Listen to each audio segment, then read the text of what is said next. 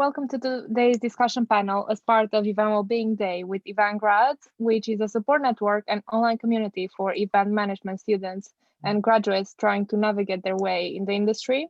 In this panel, we will talk to Grace and Clemy, two event graduates, about their experiences and how they have overcome recent challenges and are currently managing their mental health. We also welcome Karen Edwards, a senior event professional and mental health first aider, and Duntan West, health coach and event planner, to this discussion, who will be on hand to offer help, advice, and support. Let me also introduce Connor Hourigan from Event Grads to you, who will be moderating this panel.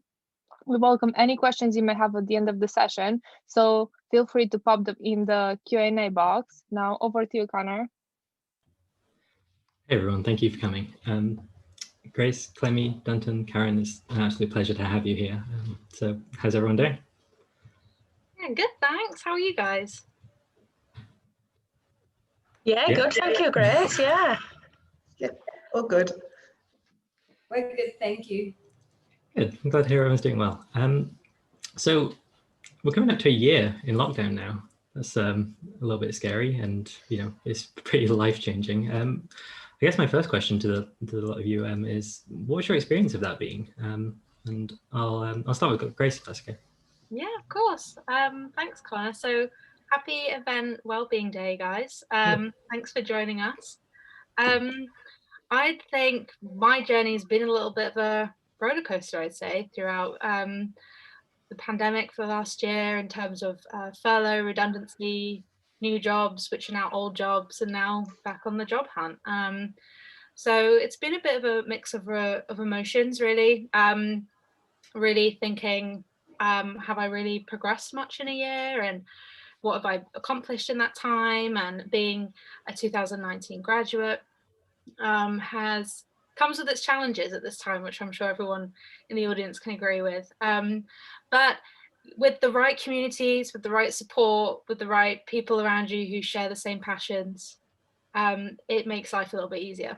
And so I think definitely had its ups and downs, definitely had its struggles, personally, professionally, but I think overall, there's a little quote I always like to say, that I think we're all supposed to be where we are at this very moment. So I take comfort in that, really. So I'm finding myself today in a great place, which I'm very lucky to be in. So, and I hope everyone is as well. So yeah, I guess that's my answer. You're here, so you definitely are progressing. Clemy, same question. How's your experience being of the lockdown so far? Yes, hello everyone. Happy Event Wellbeing Day. Thank you so much for having me today. Yeah, so for me, it's been overall quite positive. I graduated in my master's degree in 2019. I managed to secure myself a graduate job in the February last year. So 3 weeks into my role, it was then working from home, which, not gonna lie, I did struggle with a little bit to begin with, but then I managed to find the wonderful Event Grads community, and I joined their team, and I never looked back since. And yeah, I think it was a struggle leaving work, and being able to switch off when it came to 4:30. But yeah, I've got there in the end, and yeah, we'll see where it continues. But yeah, I'm super grateful to be here. So thank you very much for inviting me. All right, no problem. It's great to have you both as 2019 graduates. I think it's very interesting to hear the perspectives that you both have, sort of having that little bit of industry experience and then having the fallout and seeing how that changes everything. Do you think that being a 2019 graduate has sort of defined you at all? Having that happen to you both. And we'll start with Grace. Do you want to jump in on that one? Yeah, I mean, like I say, I think I've overcome a lot of challenges this past year. At some points, I have felt a bit alone working from home, but I think knowing that you've got that network and, so many people around you, I think, really does help. That answers the question. Yeah. I think also, for me, I graduated in 2019, and then I didn't start my first grad role until January of 2020. So I had some time out and then decided to jump straight back into full-time work. And I was only with my company for 3 months before, you know, starting working from home and then furlough and then finally redundancy. So it is a bit hard because, like you said, Connor, you have that taste of it and you have those first key months where you're finding your feet, you're getting used to, you know, maybe a commute or a different team, and you're finding your feet, and then it's kind of taken away from you and you're sitting there thinking, well, how have I ended up in square one again? So I get what you mean in terms of if 2019 having that title or being a graduate from that year, you know, you almost get a feel for it and you get really into it, you get excited, you find your passion, and then it's fortunately been taken away. But I think if anything, having those first maybe year for some people before the pandemic hit, it motivates you. You know what you once had and you're seeking for it again. And if anything, for me, this pandemic has actually challenged me more, it's pushed me more. I've actually got more experience than I did in those 3 months. So it has a funny way of flipping on its head, I think. I'll just jump in there, Grace, as well. Yeah, I completely agree. And I think for us to graduate and then completely, you know, go into industry, but it being completely different, you know, all online, all virtual, it's almost like we're starting from scratch like everybody else in the industry. So I completely agree with, you know, all those skills and all those different things that you've learned over the past year. Yeah, I think that I'm a 2020 graduate myself, so I really hit the ground running it. Well, hit the ground sliding, I guess. It wasn't so much traction, but I think having that sort of motivating force of the pandemic was vital for us. Karen, hi. So what's your experience been of working in and around the pandemic been? So for me, I was actually on holiday when the pandemic hit. I was luckily enough away. So I was away in Australia, came back and I was like, oh my God, like what's going on? What's all happened? So all of my work had got lined up for the next 6 months, just like vanished like that. So for my first few months, I was a bit like, oh my God, I don't know what to do, because I'd kind of got everything planned. And you know what? If you're in the events industry, you're a planner, like you think in the future. So I was like, I don't really know what to do. So I had a few months of a wobble, I suppose. And then I was like, you know what, it's going to be fine. You know, I can work at home. I can, you know, raise my profile. You can do all these things that you're supposed to do. I can, like Grace and Clemy have just said, the whole virtual world, I'd never even heard of it. So I was like learning even what Zoom was, what is Zoom, what is Teams, how do we use it, and going back to the basics of actually learning and being an event manager, but in the virtual world. So I think I'd sum it up and say, to start with, I was a bit like, oh, my life, like, what am I going to do? I've only done this job. What do I do if I need to get another job? What am I going to do? Then I was like, don't panic. It's going to be fine. And then once I kind of got over that initial panic, I was like, you know what? I can just chat to people. I can build my connections. I can get experience. And I did have quite a bit of work over the last 12 months. So that's been really good. All different kinds of things as well. So like some comm stuff, some logistics work, some virtual work, and things into the future. So like planning for future events. So it's not all been doom and gloom. I think initially it was a bit like, oh my God. And then once you calm down, it's like Grace said, you know, you kind of where you're supposed to be. And this is where we're supposed to be. And we're lucky to get these skills that we might not have ever thought of before. So yeah, now I'm kind of ready to, you know, see what's coming next and meet people. You touched on a really good point there. Like the ability to communicate that's come out of everyone being in the same boat and being in the same sort of trapped at home and wanting those social interactions, and the trial by fire that was everyone finding out Zoom is a thing and will be a big thing for our lives for the foreseeable. Yeah, I mean, having events such like this, you know, where people can meet that they wouldn't usually, and have again, as has been just such a big part of the whole pandemic experience. So, yeah, I think that's a very good point to raise. And Duntan, hi. What was your experience been so far? Oh, I think you're on mute still. Yeah, it is that. Hi, everybody. So just before the pandemic, started in Nigeria. I'm in Lagos, Nigeria, and it's a bit different from what it is abroad. just before the pandemic, a few of us had just gone to Las Vegas for the TSC show, and there was so much to learn. So coming back, I had, as Karen said, I came back into Nigeria, and I had events lined up as well. But as soon as I came back, I knew we had to shut down. But my client, I think I came in on a Thursday and I had an event on a Friday. And I was trying to convince the client that we need to shut that event down on Friday because I'd seen what was going on in the States and in the UK. But they were like, no, we're going to go ahead. So we still went on planning to go ahead because I arrived on Thursday morning. But by Thursday evening, by 1 a.m. Friday morning, I got a message saying events cancelled. And that was the beginning, everything got cancelled. As Karen said, the first time you're kind of flustered, you don't know what to do. But then I knew I had a lot of things we had gotten from TSC. I mean, it's an educational program, so there was so much to learn. I was happy about that I could just catch up on everything, because you pay for these conferences, we never have time to actually go through what you've learned. And with events, you always have to relearn. I graduated from events in 2004, which is a long time ago, and things have changed. I used a bit of Zoom and whatnot, but right now I think with this pandemic, I would say I've been able to use my health coaching. So before the pandemic, I knew I had a passion for well-being. So I'd done a course on well-being, but I just used to just talk around and never really know what to do with it. I did that for myself and a few people. But then I knew I was passionate about the event industry and I could see all the meltdown. So with the pandemic, I've been able to do quite a bit, actually. I've been able to use my knowledge as a health coach to train people for burnout, sleep. And I've actually trained more people during this pandemic than I had when I had my certification 4 years ago. Can you imagine that?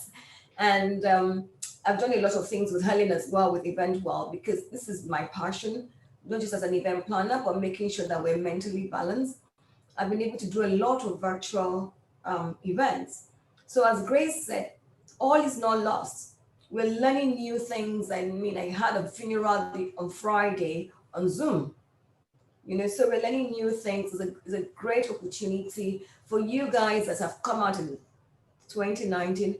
I think you're even better than off, because we were not in the virtual space, as it were, as Karen said. We were just like strange. So you guys have the benefit of just being able to enjoy both worlds.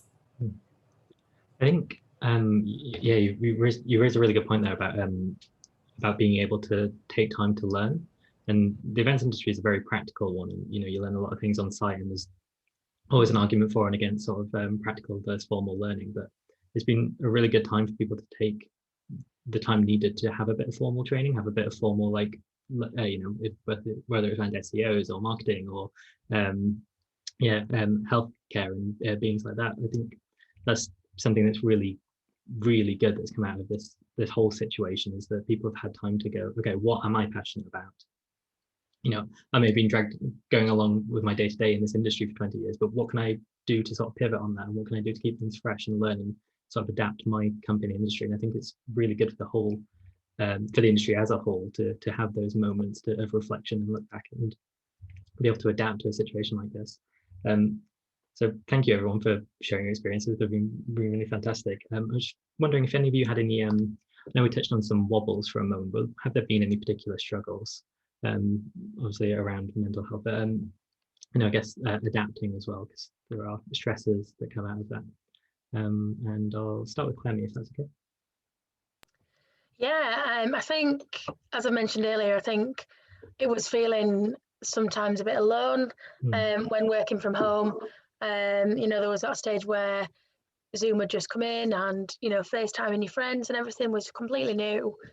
And I think sometimes as well, having that Zoom fatigue, as we call it, too many Zooms and being on your screen too much. I think that's been my main struggle, really, apart from obviously seeing your friends and family outside of work. Not being able to see them, sorry. But I think, just feeling that sort of loneliness and not being able to, I'm sure like many others on this call, I love being hands-on, and I love just being with people, and people make me happy, and I've just missed that so much, and it's somehow just not the same on Zoom, but I am still so grateful that we've got, you know, all these virtual platforms. So yeah. Was there so once you kind of realized that you were feeling that way, sort of social isolated and that kind of thing, was there anything you know, strived to do or did differently to sort of maybe combat that, or was it just something you kind of dealt with? I think I tried to schedule in like so many calls with my friends a week, and I did try and get out the house as much as I could. And I do like my baths as well and my pamper nights, so that did help a lot. But yeah, probably just scheduling in, making sure I'm still connecting with my friends and checking in with everyone. Probably the biggest thing that you know, that I did. And Karen, yourself, what struggles have you maybe faced or felt throughout this time? I suppose from a work perspective, the biggest struggle from a work perspective is thinking, what am I going to do? Where's the work going to come from? How am I going to adapt my really practical on-site logistic skills into this world of virtual that I know nothing about? I mean, people that know me, I'm not very technical at all. So actually the thought of a virtual event was like overwhelming. I thought, this is something that I just can't do. And then, you know, I've got a little boy who's 3.5. So last year he was like 2.5. So being at home and thinking, oh my God, what am I going to do? Where's my work going to come from? Then I've got, you know, the little one at home as well, needing that attention as well. And I suppose it was that I kind of had a struggle between, I know I need to work, but actually my little boy's at home and this is a really great time. And then feeling the pressure then that everything was on my husband as well. So you kind of stuck between, I know I need to work, but I've got my little boy at home who is too little to go to, like, nursery was closed obviously, but then if I don't do anything, my poor husband upstairs now, he's just going to be, there's a lot of pressure on him. So I kind of felt like, oh, this is really difficult, that, you know, trying to gather all your thoughts together and not be overwhelmed by it. Yeah. So I guess, once you figured that out for yourself, how did you sort of approach that situation? Was there anything that stood out to you from that? The one thing that I did do, which I've never done before, is I actually spoke to a business coach. So I wanted to talk to somebody completely independent of like my friend, family circle, just as a bit of a sounding board. Because I think sometimes you can go around in a bit of a circle and you don't really know what the answer is, because you just keep going back to the same point. So I wanted to talk to somebody completely independent, just to have that freedom to speak to somebody, I suppose, openly. Because I think sometimes with your friends and family, they may not necessarily tell you the right answer. They may tell you what you want to hear, rather than, don't be stupid, like, come on, you can do this. They may, you know, it just, they might not want to hurt your feelings by telling you the truth. So I thought actually somebody independent will give me a chance to kind of get a rounded picture and figure it out for myself. So once I spoke to this lady who was amazing and lovely, I was like, right, I'm back on track now. And then it kind of like pepped me back up to be, you know, I know what I've got to do. I've got to get myself back out there. You know, I've got a time with my boy, time doing this. And kind of once I'd done that, I felt like I was in a much stronger place to, you know, push myself forward and do the networking, you know, getting yourself out on, you know, on your various social platforms, and then working in this new world. Okay, that's cool. So it's like, I guess, relaying foundations, reaching out to like a third party to relay some foundations. Yeah. So Duntan, what was your any particular struggles that you've faced or found in this? Sorry, I unmute again. So what, I mean, for me, I knew I had things. Once I came back and I did all my readings and everything, I started getting a lot of calls, because I'd done a bit of health coaching for some companies. And I started getting more calls saying, oh, do you want to train us on this? And do you want to train us on that? But then I stepped back to say, okay, I like the training. I like giving back, because I've had my health challenges and I know what I did. And I believe the more I give just to help people, the better I am. But then I was stuck. I was thinking, what do I do? How do I relate this to events? You know, These are two things I like. And then I had the opportunity of bumping into EventWell.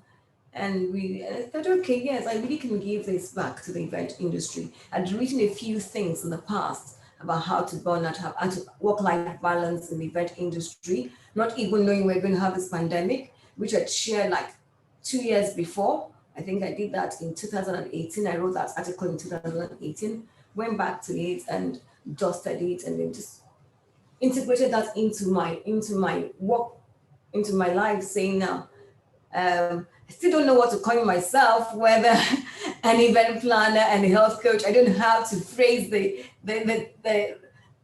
my position, but I mean, I know that I'm still an event planner and I'm a health coach. And I'm just marrying both of that together and seeing what I can do within the event industry and still having my coaching practice. So, and there's a lot of things that's really helped, really, because that's given me work to do. You know, as Karen said, you're sort of thinking, where would the work come from? But the work has come. So I've been able to get the work done, and I've been able to do the coaching and still be an event planner at the same time. So you said that a lot of people like reached out to you for, you know, training around certain subjects. Was there anything, you know, that people were really struggling with, or that you had sort of repeat questions around in regards to training? So one of the things that I did a lot of training on was actually anxiety and sleep. A lot of people had issues sleeping. So what I did was that a friend introduced me to this coffee chat room where we just coach people for the pandemic. She was like, we just come in and we just coach people for free. And I found that that was when I had my greatest network of people from Bahrain, Kenya, South Africa, UK, America, all, you know, coming in because it was a free platform. And one of the things they wanted mostly was to talk about was sleep and anxiety. People were not ready. I think people just wanted to stop and find out who they were. And at the same time, they were not sleeping well. So sleep and anxiety was the main thing that we dealt with, especially in the heat of the pandemic. Yeah, my sleep schedule went immediately out the window. Sort of like not even a week had gone by and it was like, okay, 3 a.m. That's my new like going to bed time. I think it's, yeah, the lack of schedule, like you said, is it's completely it just has a knock-on effect for the rest of your productivity and mental well-being. Grace, sorry to leave you for last. Yeah, any particular struggles that you've had or anything you faced that you want to talk about? Yeah, of course. I think really touching on Karen's point in terms of I really took the time to invest in myself personally and professionally. And I don't know about anyone else, but the lockdown in November, I think it was, really hit me the hardest. I think when it was over summer, you know, we had the sun, we were a lot more flexible with what we could do. And then over the winter periods, it was a lot more hard hitting. And that really affected me a lot more. And I really thought, you know, I'm someone I'm recently figured out I'm a bit of a perfectionist. And I thought, you know what, I really want to figure out how to help myself on a personal level. And we've got all that time to do that. And so, Karen, like you said, I seek someone who was out of my social bubble, family, all of that, who could give me non-biased advice, and which really helped. And I also really thought about looking into getting a mentor to help me professionally. And like you said, it gives you that just bit of a confidence boost, and just talking to someone who has a bit more experience than you and can properly guide you has been brilliant. And that's really kind of got me back on track in terms of job applying, in terms of figuring out where I want to go, what are my key skills, what can I offer, what value can I bring. And it's honestly, it's like my outlook's shifted.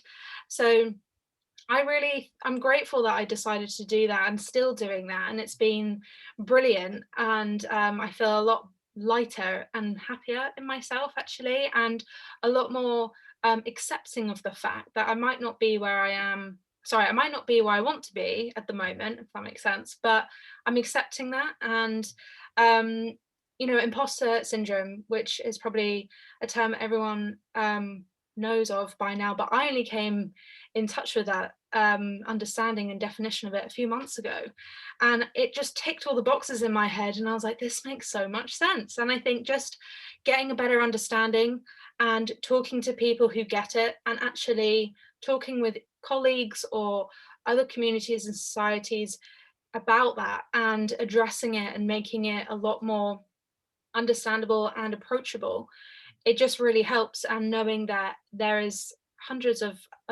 thousands of other people going through the exact same thing, you're not alone. And this isn't, you know, I sometimes forget and think, am I the only one in this boat?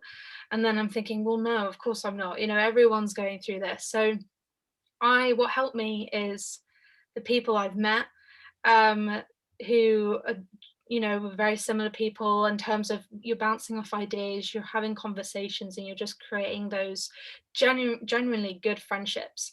When you know that when the lockdown eases, you will meet up and continue those incredible relationships. And I just think about not putting too much pressure on yourself. Take every day as it comes. And like Clem, like you said, I like to kind of have something to look forward to, you know, even if it is going on a walk or grabbing, you know, ordering that takeout that you've been craving, but, you know, for 2 weeks, or, you know, little things like that, like they really get me through my weeks. And just trying to plan my days and schedule them and not be too hard on myself. And if you're having a down day, have the down day, feel it, breathe it, embrace it. And then when you have your good day, embrace that too. So I think you've actually touched on my final point, and I realise we are kind of running it. Time's getting away from us a little bit, because it's a fantastic conversation. But does anyone have any final bits of advice or takeaway for the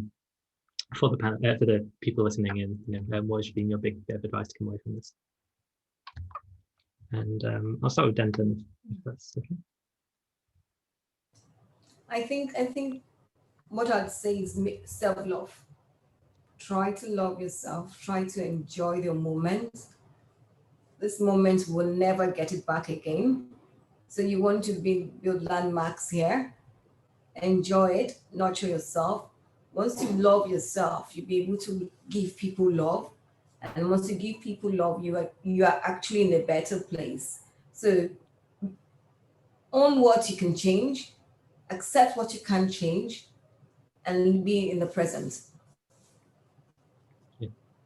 I think there's a quote from RuPaul, which is, if you can't love yourself, how in the hell are you going to love somebody else? Which I think is very, very prominent for this. Sorry, Karen, did you have anything to add?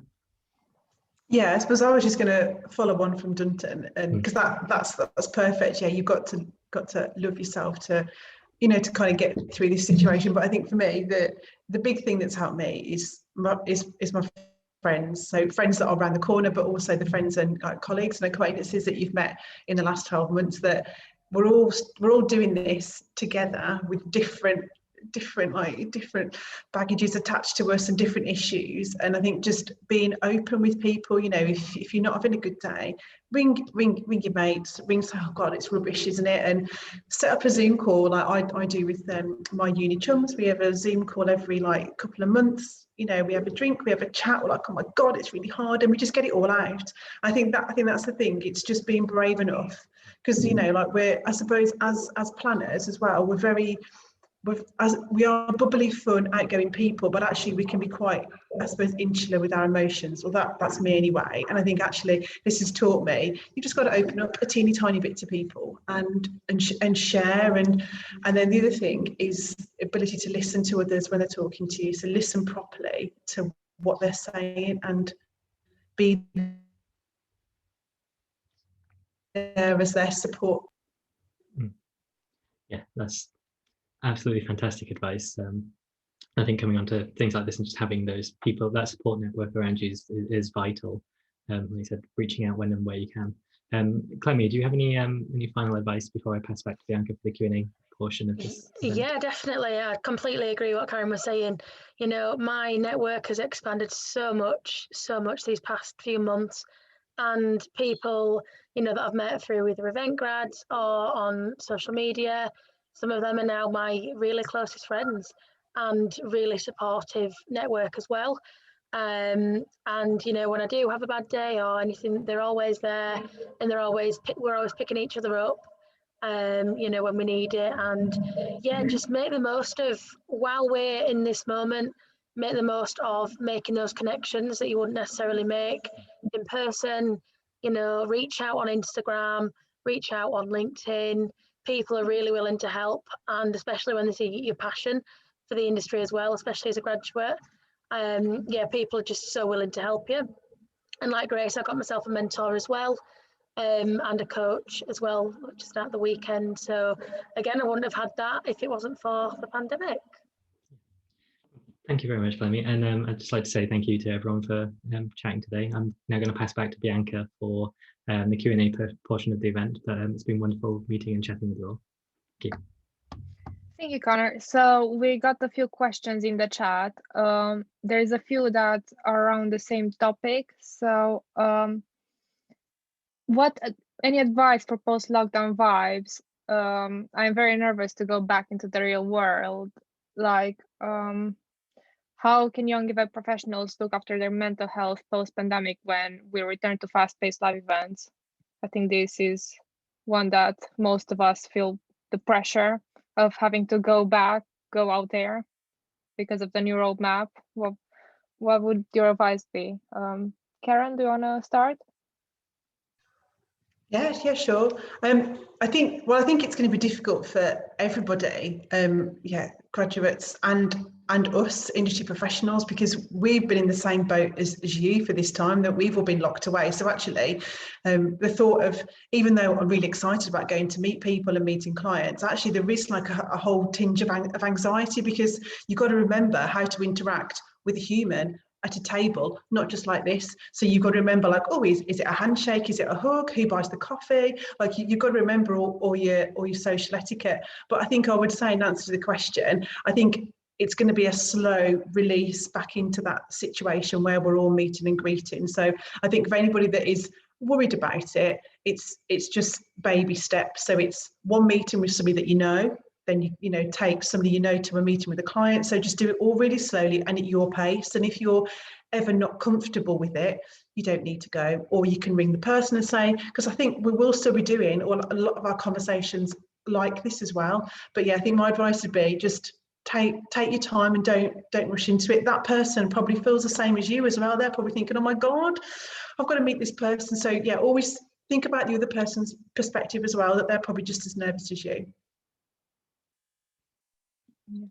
Duntan, do you have anything to add? I think Karen would say everything as it is, really. And I would say right now, don't even think about when we're going back. Just think about today. Don't even think about tomorrow. These things have a way of just working out. If tomorrow comes and you're not able to do it, don't knock yourself. You really need to be confident in yourself. You need to know who you are. You need to know you're ready. And as Karen said, if you're not ready, step back.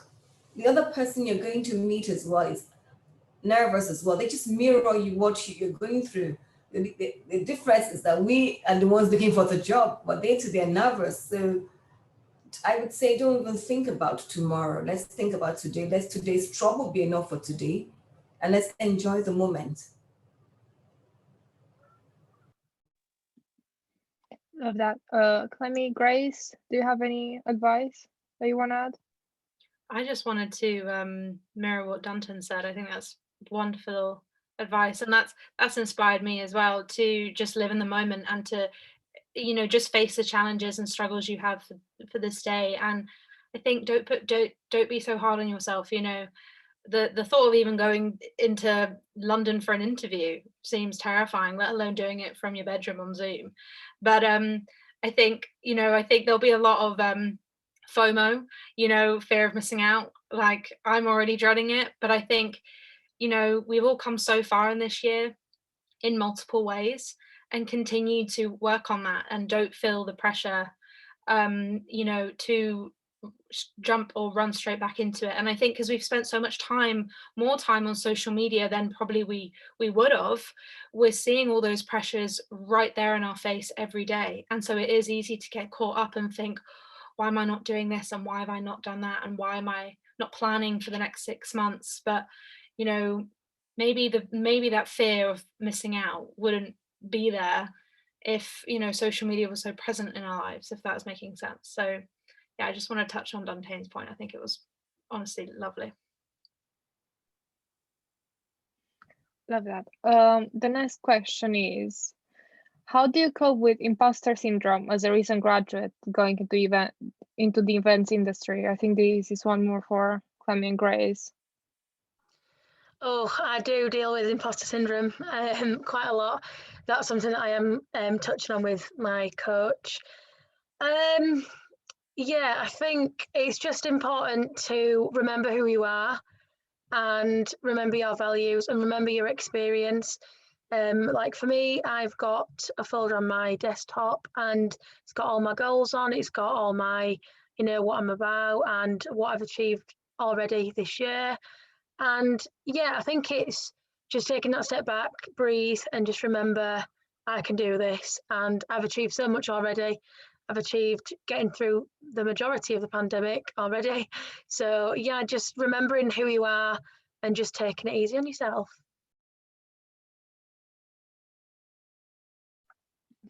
Duntan, Karen, do you have any advice on how to cope with imposter syndrome?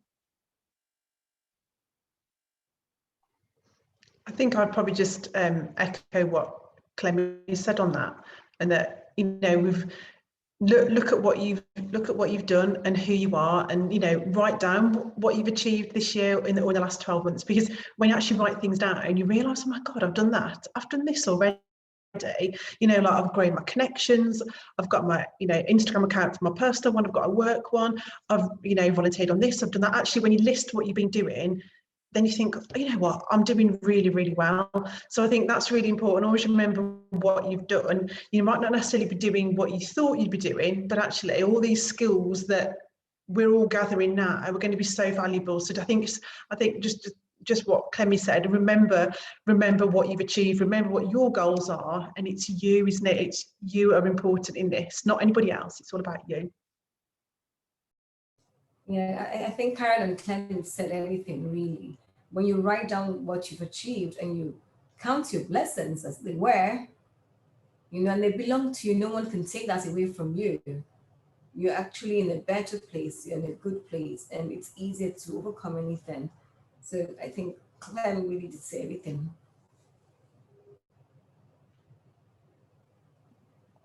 Lovely. I think we have a couple more questions. One is, I often feel as I can never do enough, which means I often work late and don't sleep well. Do you have any advice on having a better work-life balance? Anyone want to go first? Okay, so work-life balance is actually, you have to be intentional about that. Because with this pandemic, if you don't put boundaries in place, you find yourself working throughout, or you're just binging on Netflix throughout and not achieving anything. So you have to be intentional. For me, what has helped is that when I wake up, I have a list of things to do. I write down the things I wish I could achieve for the day, and I start with the most important one. So I may have, and I don't have long lists really, I may just have 5, maximum 6 lists, but they're put in order of priority. If I just get 1 or 2 done, I give myself a pat on the back that I've done well. Because don't forget that we're not in a normal space, even though this is the new normal, which is nice because we're connecting more with ourselves, we're connecting more with family and loved ones. So we're making actually more grounded, we're better people as it is. So post-pandemic, pre-pandemic, we were just everywhere. We didn't care much about ourselves or our loved ones. And we had that excuse that we're busy. But with the pandemic, we've learned to love ourselves, we've learned to show love to those close to us, and we've achieved things, you know, and things that are tangible. So I'd say Just write down a list of things to do. Put a schedule to place. If you're one of those that find it difficult to just go off Netflix, have a sleep hygiene. So 2 hours before you go to bed, switch off TV, switch off your phones, and just relax. Play a nice soft music and just relax. And you find yourself, you sleep better. When you sleep better, you achieve more the next day. Sorry, that was my health coaching coming in. No problem. Karen, do you have anything to add?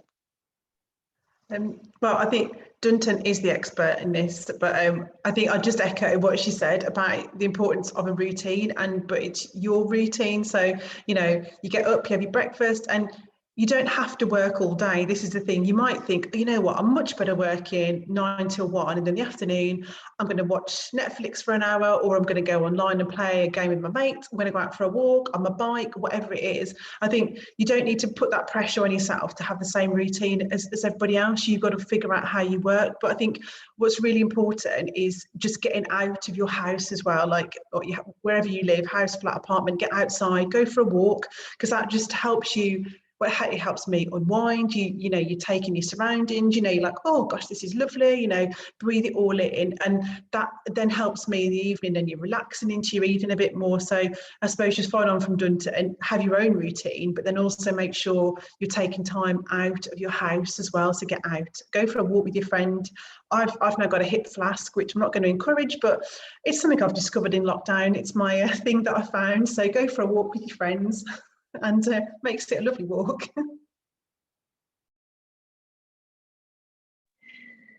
Love that. I think we're gonna wrap up with one final question. How do the 2021 event professionals look like according to you? I think the question means, do you think like the industry changed for this year from how it was in the past? This is what I'm getting from the question, at least. Clemy, Grace, do you think our industry changed? I mean, from my last year's experience, I don't have that much experience in terms of I only graduated 2 years ago, but from what I've seen throughout the last year is actually we've become more open as an industry, and we're a lot more not only adaptable but we're a lot more understanding, and that personal level I think has really been there and has always been in touch throughout that whole time. And I think someone said, it might have even been Connor earlier, that communication is a lot easier. You know, if people need a bit of inspiration or some advice or a question or anything, I feel like that's a lot more easier to do, and it feels a lot more encouraged to do so. So if anything, I'm feeling really hopeful for the year, because I think not that opportunities are now coming back, and you know, not just for graduates but for other event professionals, but I also think everyone will have more of a personal touch on work, on general society, and I think actually it's for the greater good, always for the greater good. I think this year we've had to really maybe face some things and realize, right, there's some certain things we need to adapt in or change and do for the better. So I think we'll be a lot more, we already are, but I think we'll be even more approachable and wonderful and brilliant.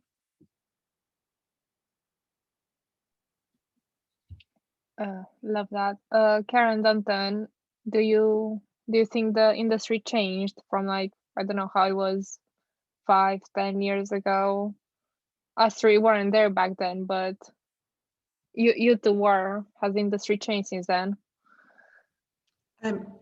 I'll go quickly, Duntan. I think for me, the thing that I've noticed the most is what Grace has said. It's the collaboration aspect of the industry, particularly in the last 12 months, but also the rise astronomically of social media definitely is a massive part of the events industry. That it was always there, but I think particularly in the last 12 to 18 months, it's now almost a requirement of an event professional that you need to understand almost how all of these, how your Instagram, your Twitter, your LinkedIn, your Facebook, your TikTok, how all of these kind of fit in with the event. So I think that's been a massive change. But I think as well, I think it's just, you know, that we're an industry that has adapted to its situation. And I think we're an industry that's going to constantly adapt. You know, with the last year, it's forced the industry to look at virtual and now hybrid, but that would have always come, but I think it's just forced it to come forward. So the next thing in the evolution of the events industry, it's going to be artificial intelligence, it's going to be augmented reality. These have all just been brought forward by the pandemic. So this is, it's really, really exciting. I think we've got a couple more months to hang on in this little flux, and then we'll see end of this year, start of next year, everything picking up again. But yeah, just echoing really what Grace has said on that. Yeah, I think, Karen, you hit the nail on the head. Collaboration is really key now. I think that's a new currency. And I think people have gotten to realize that you can't own everything, and that there's joy in collaborating.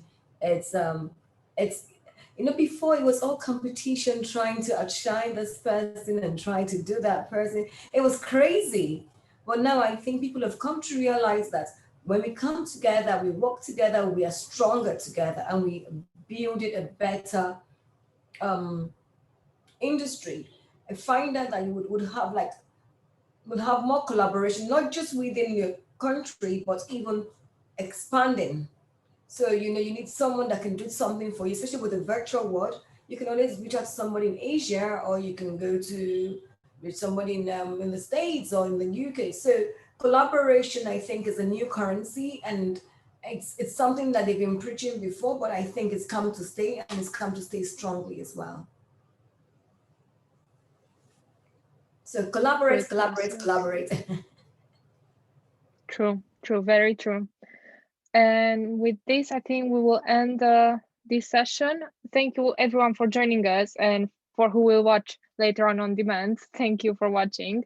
Thank you, Grace, Clemy, Karen, Duntan, Connor, for your involvement in this panel. And the next session, Associations Rising Strong, is going to start at 3 p.m. today. And happy birthday, EventWell, celebrating 5 years of campaigning today. Thank you everyone for joining us.